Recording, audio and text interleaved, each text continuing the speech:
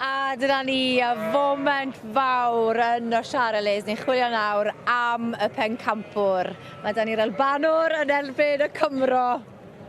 Tom, mae'n pawb yn eiddgar nawr i ffindo mas pwy sydd wedi mynd â hi. Yr un, lot o amser wedi mynd mewn i ddewis y ddoi yma. Ddau ni fel ffantastig. Teulu'r Ingrams gyda'r chwrdd blwydd a wedyn Bencampwriaeth o Aberhonddu gyda'r ddafod flwydd. Wel, am bar, fe fydd rhain yn bwerus fel falle par o bosib yn y rhyngfryd ddiwedd yr wythnos. A dyna ni! Y ddafod flwydd! Chwarae teg, arbennig, rhagorol. Oedd e'n emosiynol gyda dde? Oedd, am ddawad. Wedi gwely ar dechrau'r dydd mor sgwar. Ffantastig, mor hapus i'r teulu yna.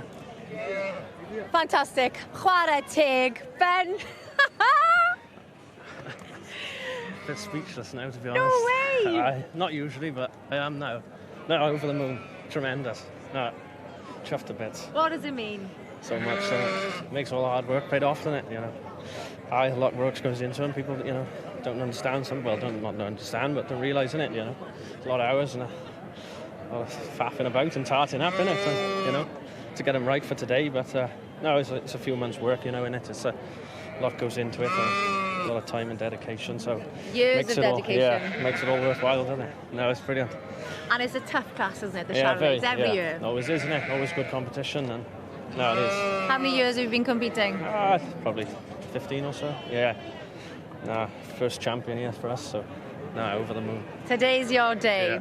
Yeah. And make sure you go and celebrate hard. Well, hopefully, innit? Fantastic. Thank you. Well done, you. It's a bit of a score by one of our sponsors here.